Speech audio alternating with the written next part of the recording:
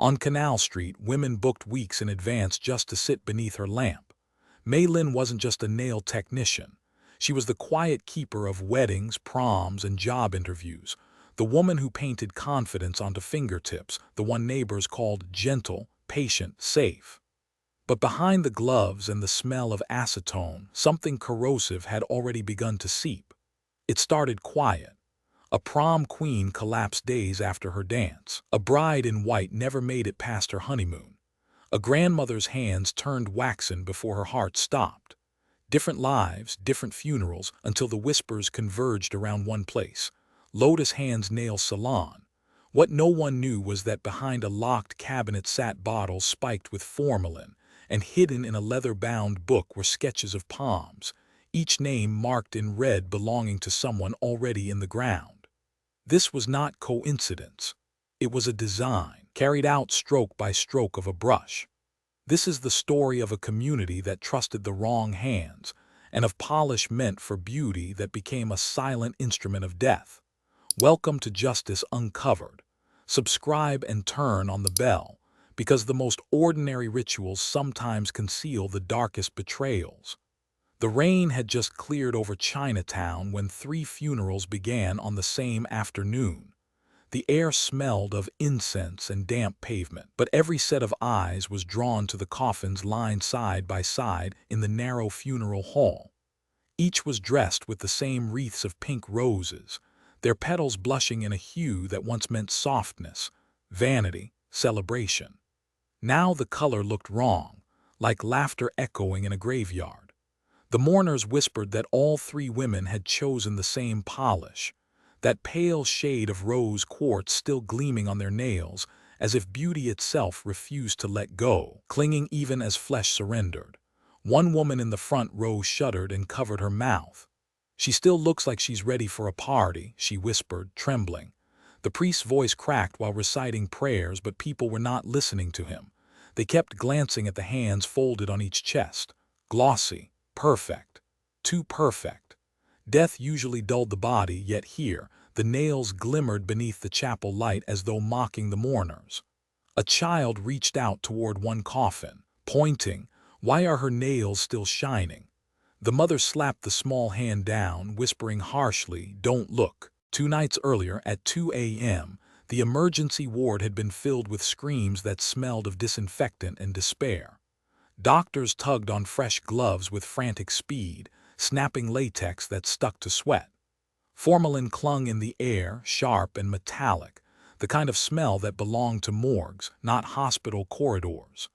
Patients were rolled in, mostly women, all clutching their hands as though those very hands had betrayed them. Fingers swollen purple, nails lifting like loose tiles, veins climbing up the wrists in jagged violet lines. "Cut away the tissue," one surgeon muttered, his voice unsteady. "It's spreading too fast." He pressed a scalpel into skin that seemed already embalmed, refusing to bleed. A nurse recoiled. "It's like carving wax." Another whispered, trembling, "They look preserved, like they're being embalmed alive." The word embalmed slipped through the ward like a curse, hanging in the air as monitors beeped their steady countdown. One girl no older than 17 thrashed as the infection clawed at her bloodstream. She begged them to save her hands, repeating, I need them for prom pictures." Her words dissolved into a moan as sedation pressed her into silence. At 4 a.m., her pulse flattened. The doctor yanked off his gloves and stared at his palms as though contamination lingered in every crease. Beside her bed sat a small object that no one dared touch at first. A bottle of nail polish, rose quartz pink, its label smiling with harmless femininity. But the light from the surgical lamp bent through the liquid and fractured into something else. A shadowed glow spread across the white hospital wall, not pink but red, red like diluted blood running thin. A resident stared too long at it and muttered, "It looks alive." By dawn, 3 deaths were recorded. By noon, families were notified. By evening, coffins were being ordered. Chinatown, which once wore pink as a cheerful shade for weddings and festivals, now saw the same color stitched into wreaths of grief. The irony felt like a private cruelty, as though someone had chosen that shade deliberately, mocking the living and the dead alike. In the funeral hall, the air thickened with whispers. Some spoke of coincidence. Others murmured about curses. One old man leaned against his cane and muttered, "It came from the hands, always the hands." His words drifted like smoke, unanswered, but heads turned sharply toward the silent corner where the nail salons of the neighborhood once thrived. Back in the hospital ward, the forgotten bottle still sat on the table, its glass sweating under fluorescent light. A nurse reached to dispose of it but stopped halfway, hand trembling. She felt watched by that pink shimmer, as if the polish itself carried memory, laughter, pain. She left it there.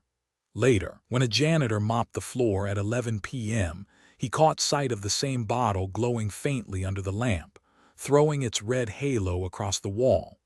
He crossed himself quickly, refusing to touch it.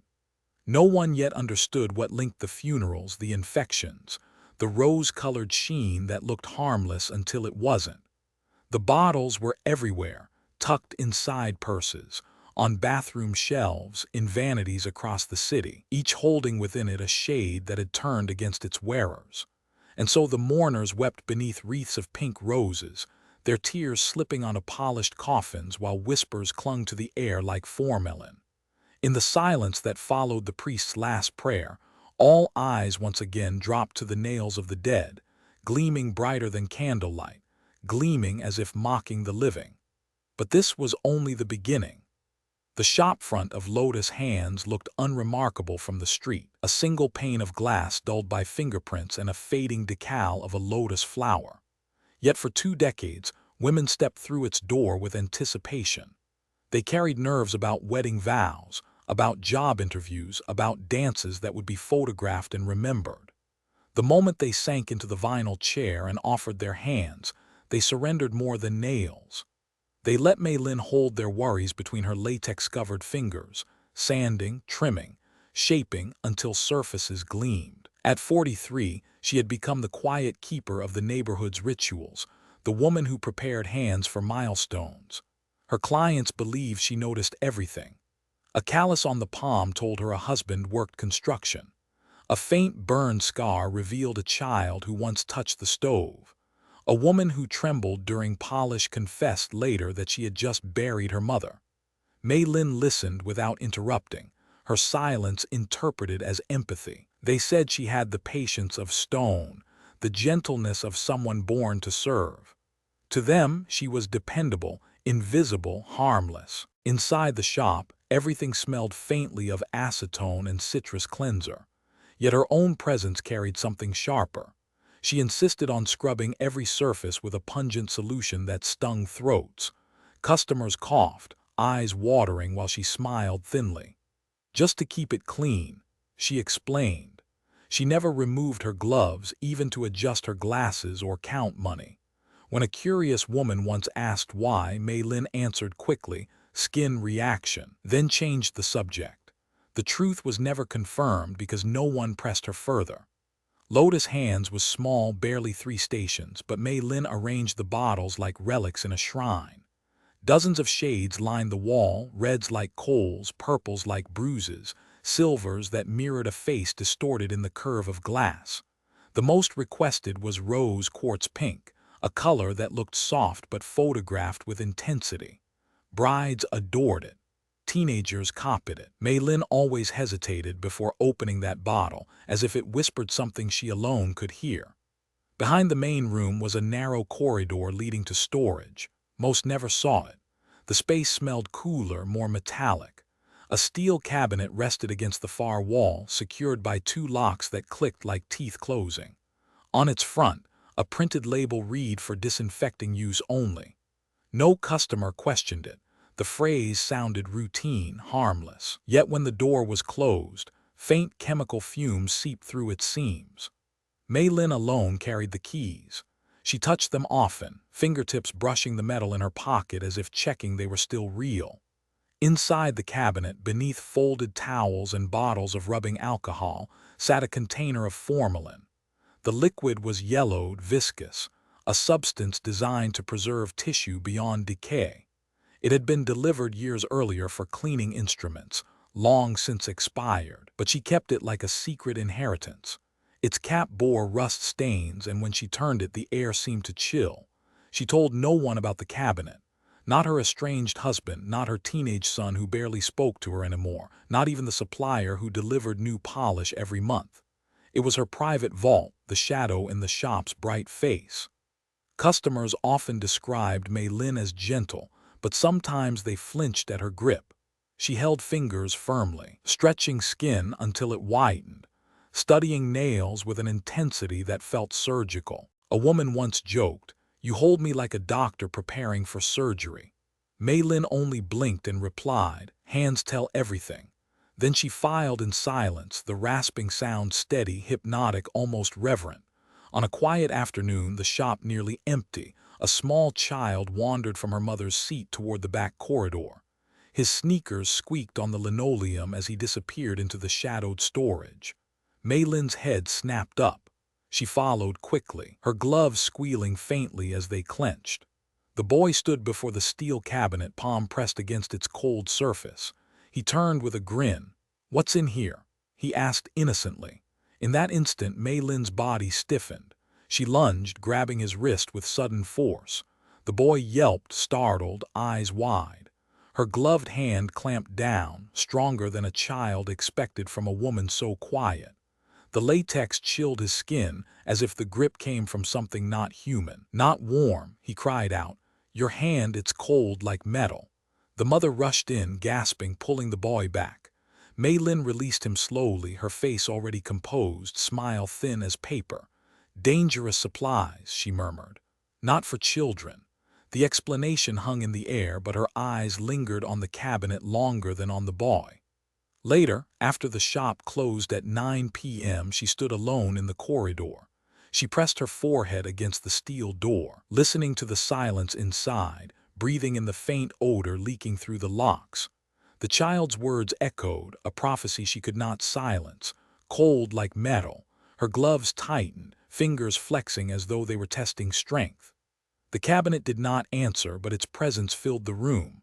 A shadow among pastel bottles, a locked heart beating behind a label that promised disinfection but concealed preservation. And in the dim corridor, beneath the humming fluorescent light, the steel seemed to whisper back, colder than bone. The insults began as small splinters, lodged beneath the skin where no one else could see. A woman tossed coins onto the counter, not even looking at Mei Lin, saying, "That's enough for you." The metal clink echoed louder than voices in the room. Another customer, laughing to her friend, declared, "She'll spend her life washing feet." The words slid into Mei Lin's ears and stayed there, layering like coats of polish that hardened, until nothing could breathe beneath. She smiled as required, bowing her head slightly, the latex gloves creaking as she filed another nail. Each humiliation coated her silence, a lacquer no one could scrape away. Bills piled in the drawer behind the register. Red stamps screamed across the pages, past due. The rent for Lotus Hands was already 3 weeks late. The bank had called again at 8 a.m. that morning, her ear pressed to the receiver while she whispered apologies in broken English. They didn't care. Numbers marched against her, relentless, circling her like predators. She had once joked to herself that interest charges looked like blood stains spreading across paper. But even in jokes, the stains deepened. Her hands throbbed. At 11 p.m. after closing, when the shop was silent except for the refrigerator hum, Mei Lin rubbed her wrists, joints swollen like bruised fruit. She slid open the drawer and took 2 small pills, swallowing them with cold tea. The tablets dulled the pain, masking cracks but never healing them, like topcoat hiding chipped polish. She flexed her fingers in the dark, wondering how long the tools of her trade would betray her. The irony was cruel. Hands were her livelihood, and yet they were crumbling first. Home offered no relief. Her teenage son avoided her gaze, retreating to his room without words. When she called for dinner, he responded with silence, only the thud of a closing door. She knew what it meant, shame.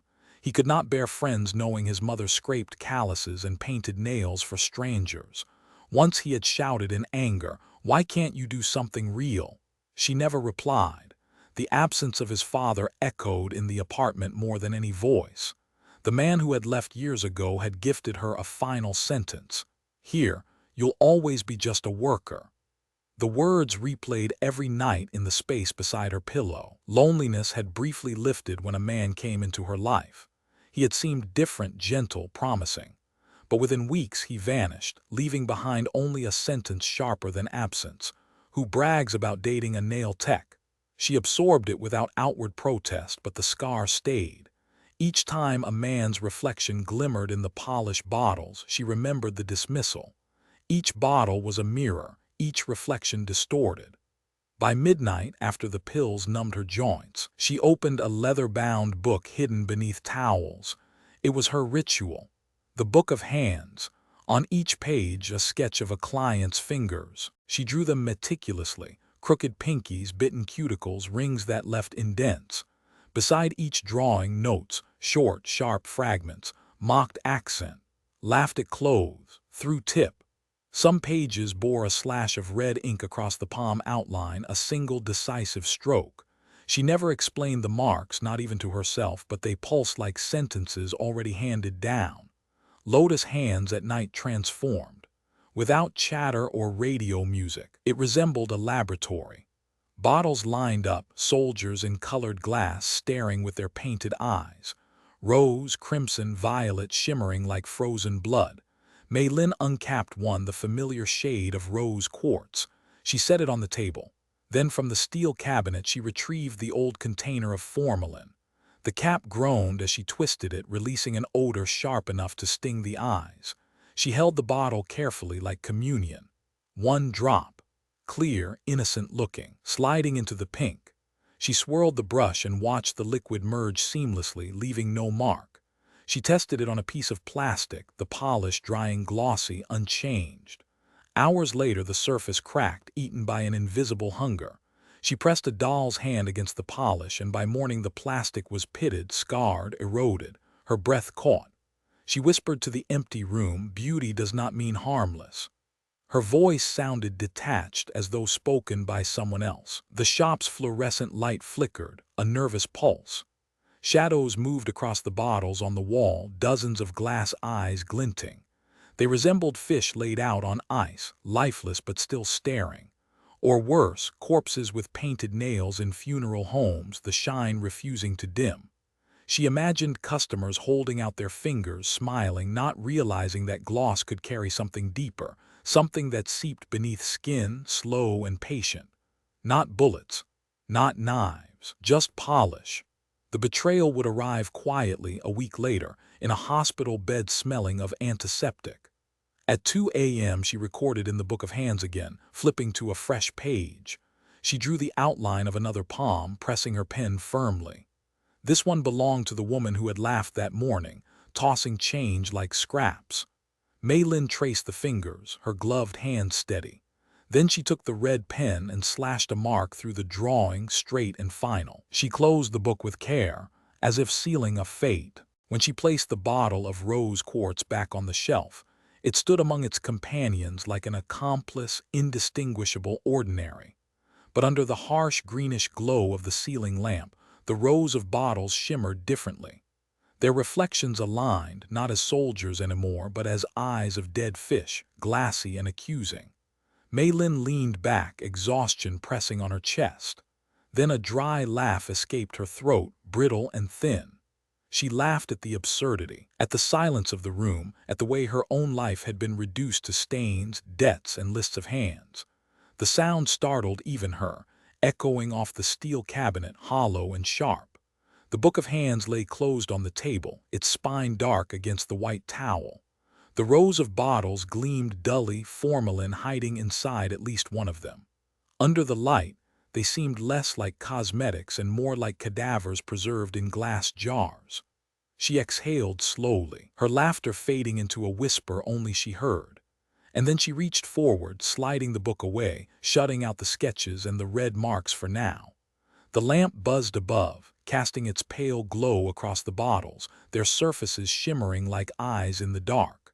Under the fluorescent blue-green light, they gleamed like dead fish staring from ice, unblinking, waiting. Mei Lin's gloved hand brushed across them, and her brittle laugh returned, sharper this time, before the room fell into silence. At first it was only a rash. A girl no older than 17 returned from her prom night with glitter still tangled in her hair, the hem of her dress crumpled from dancing. On her nails glimmered rose quartz pink, smooth as glass. By the following morning her fingertips swelled, the polished edges curling against inflamed skin. Her mother thought it an allergic reaction, pressing ice against her hands at 9 a.m., whispering that she must have touched something dirty at the dance. But by 2 p.m. fever struck, her veins etched dark lines beneath pale skin. At midnight she convulsed in a hospital bed, monitors beeping in frantic rhythm. The doctor muttered to a nurse, "Sepsis, aggressive." They tried to cut away the infected tissue, but her flesh resisted the scalpel, stiff like wax. At 3 a.m. her pulse flattened. The family wept at her bedside, but what unsettled them most was not her silence. It was how her nails still gleamed, mocking the fluorescent lights. Weeks later, another tragedy unfolded. A bride collapsed 3 days after her wedding. Photographs showed her bouquet of lilies, the white of her dress, and her nails painted with the same pink, chosen for purity. By the second evening she could no longer hold a spoon. The infection gnawed up her arm, skin tightening like leather pulled across bone. She insisted on wearing her gown into the hospital, whispering that she wanted to remain a bride. At 11 p.m. on her third night she died, the veil still pinned into her hair. Nurses whispered afterward that her body looked embalmed before the mortician even arrived. A grandmother in the community fell next. She was known for baking buns for children, her hands always busy kneading dough.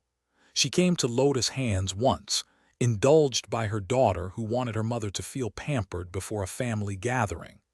The polish gleamed proudly against wrinkled skin. 2 weeks later, her arms blistered, infection spreading through tissue until her organs betrayed her. At 8 a.m. on a rainy morning, she slipped away in her sleep. At her funeral, children stared at her hands folded neatly, nails shining like glass beads against withered flesh. Doctors blamed hygiene. The press printed bold headlines, "Flesh-eating outbreak in local community." Photographers flashed pictures of bandaged arms, blurred faces of women in wheelchairs. Public health officers muttered about contaminated instruments, unsafe salons.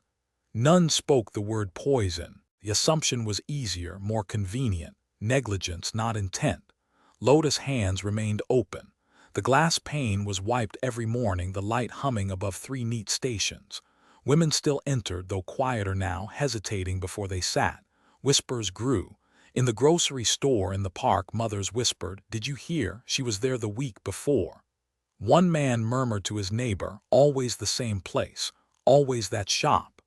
Yet no one confronted Mei Lin directly. She greeted each client with the same practiced smile, gloves snapping into place, bottles lined like soldiers waiting for inspection. At night, she kept her ritual. The book of hands thickened, more pages filled with outlines, red strokes slashing across certain palms. Her joints ached more each day, but she pressed harder with the pen, carving lines into paper until they tore.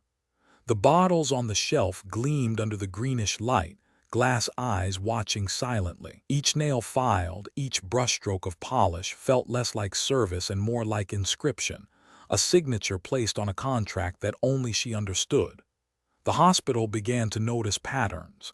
A young doctor, new to the ward, received 3 patients over 2 weeks. He studied charts late into the night. 17, 23, 71. Different ages, different lives, but each had one detail in common. He checked his notes again, circling the phrase he had scribbled without thought, "Rose quartz pink." He stared at the words, tapping his pen against the paper, unsettled. On the third night, he asked a nurse to bring him any belongings collected from the last patient.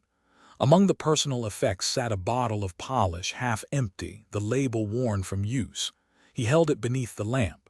At first, it looked harmless, even pretty. He twisted the cap. The chemical stench burst upward, sharp. Not the sweet acetone he knew. His stomach turned, eyes watering. "This isn't right," he whispered. He closed it quickly, hand trembling. The nurse frowned. "It's just nail polish." The doctor shook his head. "No, this is something else." He placed the bottle on the glass counter in the lab, stepping back as though distance might shield him. Under the harsh white light, the liquid caught the glow and transformed. Its pink fractured, bleeding into crimson hues that spread across the table. It looked like diluted blood, spreading outward, staining the sterile glass with a phantom that would not wipe away. He leaned closer, voice barely audible. "This is not just polish." Outside, the city moved as usual. At 7 p.m., neon signs flickered to life, markets bustled, buses groaned along narrow streets. Inside Lotus Hands, Mei Lin arranged fresh towels, her gloved hands brushing bottles into alignment. Customers still came, though fewer, though warier. They looked at her and then away, as if afraid their own suspicion might turn back on them. Yet they still sat, still offered their hands, still let her paint the very shade now whispered about in hospital corridors. In the sterile lab, the bottle of rose quartz pink sat untouched. No one dared open it again. But the glow it cast beneath the lamp lingered, spreading like a stain across the glass. To the doctor, it looked less like color and more like a wound, seeping, unstoppable. He turned away, but the red halo clung to his vision long after. And while the city hushed itself with words like coincidence, infection, accident, the truth was already bleeding beneath the surface, waiting to be seen. The bottle remained on the glass counter, luminous, silent, throwing its blood-like shadow against the wall. It began with a headline. At 6 a.m., the city woke to newspapers screaming in block letters, "Killer Polish." By noon, radio voices repeated the phrase until it became chant-like, drilled into kitchens, taxis, nail salons across the state. Women sat at breakfast tables staring at their hands, once proud of their gloss, now flexing fingers as though polish itself had turned into a parasite. In living rooms, daughters filed frantically at their nails until pink dust littered the carpet. In bathrooms, mothers poured bottles down drains, the sink stained in frantic streaks of rose. By 9 p.m. that evening, trash bins overflowed with shattered glass bottles, caps twisted off, the smell of acetone and fear mixing in suburban air. The panic spread faster than infection. Women arrived at emergency rooms with nothing but anxiety, thrusting out hands and crying, "It's the color, isn't it?" Others clawed off acrylic tips until their cuticles bled. Across the state, salons taped handwritten signs to their windows. No pink, no rose, no quartz. Rose quartz pink, once the shade of weddings and soft femininity, had become a flag of mourning. Even schoolchildren whispered about it. A girl in class showed her polish, and half the room recoiled, calling her cursed. At Lotus Hands, the sign glowed faintly through the fog of suspicion. Customers had thinned, but some still came, sitting stiff in the vinyl chairs, voices hushed. "Is it safe?" they asked, searching Mei Lin's face for reassurance. She smiled, gloves snapping into place, the smell of disinfectant burning their eyes. "Clean," she said simply. Yet when they left, they glanced over their shoulders, as if the shop itself exhaled poison. Investigators began connecting the deaths. The young doctor who had kept the bottle insisted it was not coincidence. He pressed authorities until they returned to Lotus Hands with warrants. At 3 p.m. one afternoon, police entered the shop, their boots heavy against the linoleum, startling two customers mid-pedicure. Mei Lin looked up calmly as though she had been expecting them. They searched the drawers, the stations, the shelves lined with bottles. In a back cabinet beneath towels, they found the Book of Hands, a notebook thick with sketches, page after page of palms outlined in careful strokes. Notes scrawled in margins, rude, laughed, dismissive, cruel. Red slashes struck across certain drawings, a blade of ink through skin and bone. The detectives stared at one another. The names beneath the slashed drawings matched the dead. One officer whispered, "It's a list." Another flipped further, finding more drawings, more names. Some were unfamiliar, not listed among the dead or even among salon clients. Strangers, officials, even a landlord's wife. The list extended outward, web-like, as if poison could spread beyond the salon walls into the community at large. At headquarters, the notebook lay on a metal desk, its pages photographed, catalogued, debated. Some investigators believed it proof of guilt. Others argued it was fantasy, a venting diary meaningless. But the pattern was undeniable. Every name crossed in red was now buried. Meanwhile, panic deepened. The press seized on the book's discovery.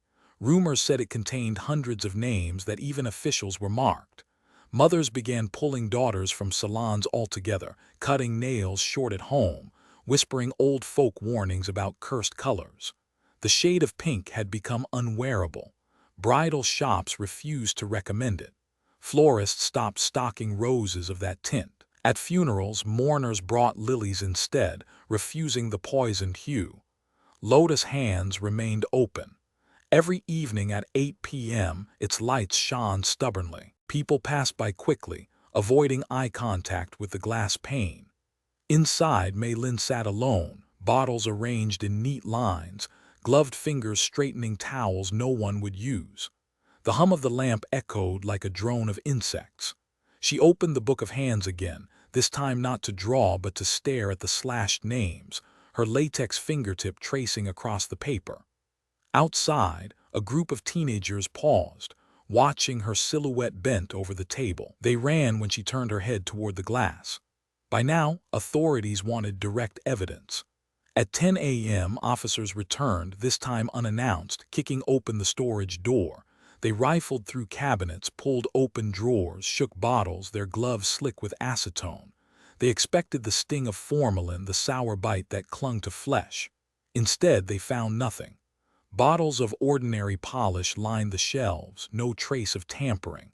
The steel cabinet reeked faintly, but inside were only cleaning solutions, rubbing alcohol, acetone, items any salon might stock. Frustrated, they tore through trash bins, digging past cotton swabs and used files. Still nothing. Mei Lin stood silently at the doorway, her expression unreadable. When an officer barked at her, "Where is it?" she tilted her head slightly, voice even. "Where is what?" Her calmness unsettled them more than anger would have. They stripped the shop bare, yet the formalin was gone, evaporated like a ghost. Only a single rag, crumpled in a corner, carried the scent. An officer lifted it, recoiled. "It's here," he muttered. "I smell it." The rag sagged damp in his hand, releasing the stench of embalming fluid. But when tested, it revealed only faint residues, not enough to indict. The substance had vanished, soaked into air and cloth, leaving only odor behind, like breath from the grave. The officers packed their equipment, muttering curses. Mei Lin closed the door behind them, gloves creaking as her hands tightened at her sides. The rag was sealed in evidence, but its smell clung to the precinct long after, as though the ghost of formalin traveled with them. The community remained restless. Rumors swelled, suspicion twisted into myth. Some swore they saw Mei Lin pouring liquid down storm drains at midnight. Others claimed they heard her laughing when no one was there. And always, the bottles on her shelf shone under the greenish light, rows of glassy eyes, unblinking, waiting. In the laboratory, the young doctor returned to the bottle of rose quartz pink he had kept locked away. He stared at it again under the lamp. The light fractured once more, casting its blood-like halo across the sterile glass. He whispered to himself, "It's hiding in plain sight." But the evidence remained elusive, like a shadow that dissolved when touched. Back at Lotus Hands, the silence thickened. The book of hands lay open, the red marks glaring beneath fluorescent hum. Mei Lin pressed her glove against the page, closing it gently, as if sealing the voices within. Outside, sirens wailed faintly, growing distant. She turned back to the bottles, aligning them with precision, one after another until the shelf gleamed with order. But the rag remained in police custody, wrapped in plastic, still reeking. Every officer who walked past swore they smelled something metallic, sharp, like skin preserved too long. The scent followed them into their dreams, clinging, refusing to vanish. And though the evidence had disappeared, though the bottles gleamed harmless, the shadow of poison lingered in the air, invisible, waiting. The rag smell rose once more, drifting through sterile evidence lockers like a phantom. And the bottle in the lab, glowing pink beneath white light, cast its crimson shadow farther across the glass, as if bleeding through the walls. The first cameras were hidden inside ceiling vents, tiny black lenses staring downward, waiting for her hands to betray her. At 8 p.m., after the last customer had gone, Mei Lin wiped the counters as she always did. She moved slowly with precision, her gloves squeaking faintly against the vinyl. To those watching remotely, her body seemed to fold into ritual. She unscrewed bottles, stirred with steady movements, then turned her back at the crucial moments. All they saw was the shape of her shoulders, blocking the act like a curtain. When she placed the bottles back in line, nothing looked different. Pink remained pink. Investigators recorded hours of footage. They zoomed in on her wrists, her fingers, the tension in her spine. They played clips in slow motion, hoping for a glimpse of a clear liquid slipping into colored glass. But Mei Lin moved as though aware of the eye above her, always angling herself so that the truth remained unseen. "She knows," one detective muttered at 2 a.m., watching another dead hour of footage. "She feels us watching." During the day, the mask thinned. A woman came for a manicure, nervous, asking in a low voice, "You still use pink?" Mei Lin tilted her head, studied the customer's trembling fingers. She stared longer than necessary, tracing cuticles with her eyes until the woman shifted in discomfort. "Why are you looking at me like that?" the woman asked, attempting a laugh. Mei Lin smiled faintly, lips barely moving. "Hands never lie, they tell me everything." The customer pulled her hand back slightly, unsettled. For a moment Mei Lin did not move. Her gloved fingers remained suspended in the air, like a surgeon about to cut. Then she leaned forward again, brushing polish as though nothing had been spoken. But the words hung between them, heavier than the smell of acetone. At 5 p.m. one evening, police arrived with sudden force. They had grown tired of watching shadows and wanted evidence in their hands. They pushed into the back corridor just as Mei Lin unlocked the steel cabinet. The fluorescent light flickered overhead, illuminating her profile, the gloved hand gripping the handle. "Freeze!" one officer barked, rushing forward. She turned calmly, stepping aside. Inside the cabinet, the shelves were neat. Bottles of acetone, containers of rubbing alcohol, disinfectant wipes. Nothing else. The officers ransacked the space, pulling items down, shaking bottles near their noses. They expected the sting of formalin, the embalming scent that clung to nightmares. But there was nothing, only the sterile odor of everyday chemicals. One detective slammed the door shut in frustration. "She's playing with us." Another muttered, "It's here. I swear it's here." Mei Lin stood motionless, her face expressionless except for the faintest lift of one eyebrow. "Everything clean," she said simply, and returned to her seat. Yet the truth had a way of leaking, like fumes through a locked cabinet. A younger investigator, less certain, rummaged through the trash bins near the back door. Among tissues, cotton pads, and nail files, he found a cap smeared with polish. The rim was stained pink, but beneath it a sharper chemical odor clung, cutting the nose like a blade. He held it up, gloves trembling. "Formalin," he whispered. The others leaned closer, smelled the air, recoiled. The realization struck. She poured directly into the bottles, then discarded the evidence with practiced precision. The poison lived inside colors, indistinguishable from innocence. Cap was proof, but incomplete, a fragment too small to convict. Still, it showed her hand. At night, the cameras continued to watch. On the screen, Mei Lin sat alone at her table. The salon was dark except for the greenish light above her station. Bottles glimmered in rows, their reflections stretching like liquid eyes. She reached for one, rose quartz pink, unscrewing it with a steady twist. Slowly, she painted her own nails, each stroke deliberate, her hand unshaking. The brush slid across her fingers, leaving the glossy sheen that had buried others. She did not flinch at the chemical sting rising into the air. To the officers watching, it was both confession and defiance. She was not afraid of wearing her own poison. She leaned back in her chair, holding her hand up to the light, turning it slightly so the polish caught every flicker. Then she smiled, small and dry, a smile without warmth. The camera caught it, magnified it, froze it in the minds of those who saw. One officer swore under his breath. Another whispered, "She's painting her own death." But no one looked away. The screen showed her nails gleaming like glass wounds, luminous, lethal, beautiful. And in that moment the case tightened like a noose. The mask was cracking, and beneath it something colder stared out, unblinking. The camera continued to record as the room hummed with fluorescent light, and her polished fingers gleamed in defiance. The bottles around her shimmered like witnesses, silent and complicit. By midnight, the footage was catalogued, sealed as evidence.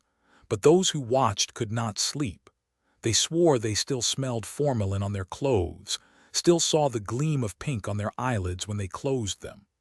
And Mei Lin remained in her chair, nails drying under the harsh light, her laughter thin and brittle, echoing in the empty salon long after the cameras turned away. At 10 p.m. the order was given and the raid began. Flashlights cut across the darkened street as officers surrounded Lotus Hands, the glass door trembling beneath the battering ram. A single command broke the silence, and the door shattered inward, fragments scattering across the linoleum like shards of frozen water. They flooded inside, weapons raised, only to halt at the sight before them. The salon was dim, lit only by the greenish hum of the overhead lamp. At the center of the room stood a table transformed into something ceremonial. Bottles of polish formed a circle, each numbered with black marker, each bearing a strip of tape with handwritten names. The glass gleamed under the light, casting fractured reflections across the walls. Some labels bore familiar victims: the prom girl, the bride, the grandmother. But others bore names that tightened throats: a landlord's wife, a local doctor, a police officer, even another salon owner 2 streets away. It was not a list of customers anymore. It was a map of grievance, a web spun outward into the community, tightening around anyone who had touched her life with disdain. One officer whispered, "It's an altar." Another muttered, "No, it's a ledger." The circle of bottles resembled votive candles, but the glimmer on their surfaces looked less like prayer and more like accusation. Mei Lin sat quietly behind the table, gloved hands folded, her nails gleaming in the same rose quartz pink. She did not look up as boots thundered around her. She only exhaled slowly, as though she had been waiting for this exact moment. Her eyes lingered on the bottles, not the men with weapons. When the detective approached and barked, "Stand up," she rose without protest. Her movements were calm, deliberate, as though she were still in the rhythm of her workday, placing towels, aligning tools. The cuffs clamped around her wrists with metallic finality. She winced not from pain but from irony, her latex gloves still on, squeaking against steel. Outside, news vans had already gathered. Lights exploded as she stepped through the shattered doorway, shards crunching beneath her shoes. Reporters shouted questions, a frenzy of voices cutting through the night. "Why did you do it? Were the victims chosen? Are there more names?" Her head turned slightly, eyes catching the glare of floodlights. She spoke clearly, voice low but sharp enough to silence the crowd. "Hands build, hands destroy. I only polish the truth." The words struck harder than confession. They echoed across the street, scribbled instantly into notebooks, replayed on cameras that broadcast the moment to every living room by midnight. Women watching at home glanced at their own fingers in horror, nails glinting back at them under television glow. As she was pushed into the waiting car, the altar inside the salon remained. Officers catalogued each bottle, lifting them with gloved hands, their surfaces slick as if sweating. Some caps bore faint residue, a sour smell that clung to nostrils. The list of names was read again and again, disbelief growing as it became clear the net was wider, deeper. It was not negligence, it was not random, it was design. One officer whispered, "She had a plan that stretched further than we ever thought." Another muttered, "She was building her own funeral procession, one name at a time." The bottles clinked faintly as they were placed into evidence bags, each sound like a muffled nail tapping against a coffin lid. The car door slammed, sealing her inside. Photographers pushed forward, flashes reflecting off the glass. For a moment she leaned toward the window, expression unreadable. Then she lifted her hands, pressing them against the glass as if to leave prints. Her fingers spread slowly, deliberately, showing each polished nail under the white blaze of cameras. As the vehicle rolled forward, she lowered the window halfway, sliding one cuffed wrist outward. The pink nails caught the floodlights, glowing unnaturally bright, shimmering like wet wounds that refused to close. Reporters gasped. The image froze in their lenses. A woman's shackled hand extended into the night, nails shining in defiance, luminous as blood caught beneath glass. Inside the car, she closed her eyes, lips moving soundlessly. Perhaps a prayer, perhaps a laugh. Outside, the cameras continued to capture the glow, beams refracting from her nails onto the rain-slick pavement, spreading like veins of light. The officers in the front seat avoided glancing back, uneasy at the sight. And as the car disappeared into the dark, the reflection of her nails lingered in the minds of those who saw, glinting like scars that refused to heal. The salon lay behind, stripped of silence, bottles confiscated, altar dismantled. Yet the smell clung, formalin and polish, embalming and vanity fused into one. And on the road ahead, in the beam of headlights, her hand remained at the window, glowing pink like an unhealed wound, promising that the story was not over. Lotus Hands never reopened. The shattered glass door was replaced with plywood, the sign above left to weather and split. The lotus emblem, once painted in soft pink, cracked down its middle until the flower looked broken, petals curling like burnt paper. People avoided the block altogether. Mothers tugged their children across the street, even at midday, whispering not to look too closely at the boarded windows. At night, the wind carried a faint chemical tang that seemed to drift from nowhere, and yet everyone swore it smelled of formalin. They said it was in the bricks, in the plaster, in the air that had once held her breath. Months passed. The bottles had been seized, the woman taken away, but the fear did not fade. Across the state, salons stripped their shelves of anything remotely pink. A quiet edict spread from owner to owner. No rose quartz, no blush, no pastel shades. Brides were told to choose ivory or clear gloss. Teenagers looked at photographs of older sisters with pink nails and flinched, as if death itself lurked in the polish. They began to call it shade you don't wear, a phrase that carried through schools and shopping malls until no one had to explain what it meant. The color had been exiled, transformed from symbol of softness into a banner of loss. For the community left behind, grief became ritual. In front of the hospital where the victims had been carried in one by one, a memorial was raised. A sculpture of a hand in plaster white stone, its fingers reaching upward as though pleading, stood on the lawn. The sculptor had carved cracks into the fingertips, jagged lines running down to the palm, as if acid had eaten into it. Visitors left flowers at its base, but never pink, never roses. Lilies, daisies, chrysanthemums in muted whites and yellows crowded the pedestal, petals wilting quickly under the weight of rain. Mothers pressed their children's hands against the cold plaster, warning them to remember. The story bled into whispers far beyond Chinatown. In rural towns, in wealthy suburbs, women repeated it in fragments: the prom girl, the bride, the grandmother, the notebook of hands. Rumor carried new details, imagined or half-remembered. Some claimed she had dozens more names waiting. Others insisted she had poisoned herself long ago and survived on formalin alone. Yet beneath the variations, one truth stayed fixed. The hands they had once offered in trust had become channels of betrayal, painted and polished into instruments of their own undoing. Inside the evidence room at the precinct, one bottle remained. Rose quartz pink. Sealed in plastic, labeled with a case number, it sat alone on a metal shelf. The liquid inside looked unchanged, gentle and soft, the same shade teenagers once wore for prom photos, the same brides carried down aisles. But under the harsh beam of the fluorescent bulb it betrayed itself. The light refracted, splitting into a halo of red that spread across the cinder block wall. It did not look like polish anymore.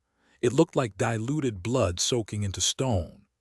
The guard assigned to the evidence room tried not to look at it, yet his eyes strayed back each time he passed. At 1 a.m., when the hallways were empty and the building hummed with quiet machines, he swore he heard the faint pop of a cap turning. The bottle never moved, but the smell reached him all the same, sharp and metallic, clinging to his throat. He muttered under his breath, "The smell's still here. It hasn't gone." The bottle gleamed faintly in the silence, patient, waiting, as though it knew hands would touch it again someday.